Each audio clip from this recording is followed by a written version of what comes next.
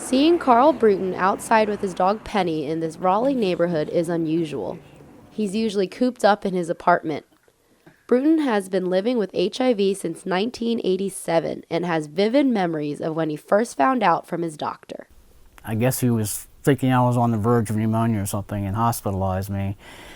So I found out the following morning when the nurse came into my room and told me that they had tested me for HIV because my doctor knew I was gay, and that I tested positive.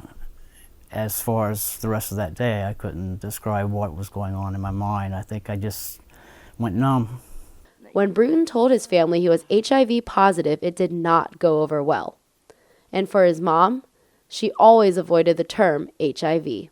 She was off in the breakfast nook somewhere, and I was behind the island where the stove was, and I had dropped the pill on the floor, and I was looking for it, and my mom says, "What are you looking for? What did you drop?" And I told her, and she's like, "Oh no, you must mean that's an antibiotic." And I was like, "No, it's an HIV drug," because I was just getting tired of the family ignoring the fact that I had an issue.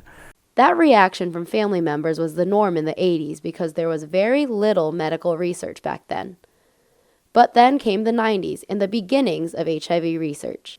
For 7 years, Bruton was in and out of the hospital, sometimes for weeks at a time, taking part in clinical trials, which has limited the effectiveness of his current treatments.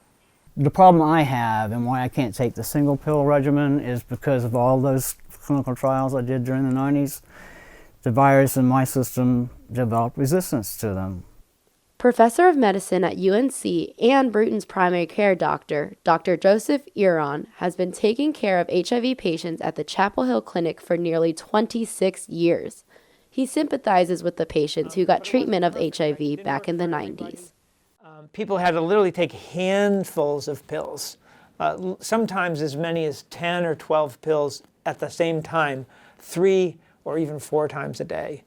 Nguyen says the approach to treatment has changed a lot and that it's leading to even better results. We don't have a vaccine, that's a problem, but we know how to prevent HIV, and deaths from HIV are going down, so that's a really good thing. Bruton is encouraged by the medical advancements, but discouraged about what remains, a strained relationship with his family. I tried for 30 years to show them that I was still the same person worthy of love as I had always been before they found out I was gay or had HIV. With only Penny by his side, the journey has been long for Bruton. He's one of more than 1.1 million people in the U.S. living with HIV, many of them fighting the stigma that still remains. In Raleigh, I'm Brianna Nguyen reporting.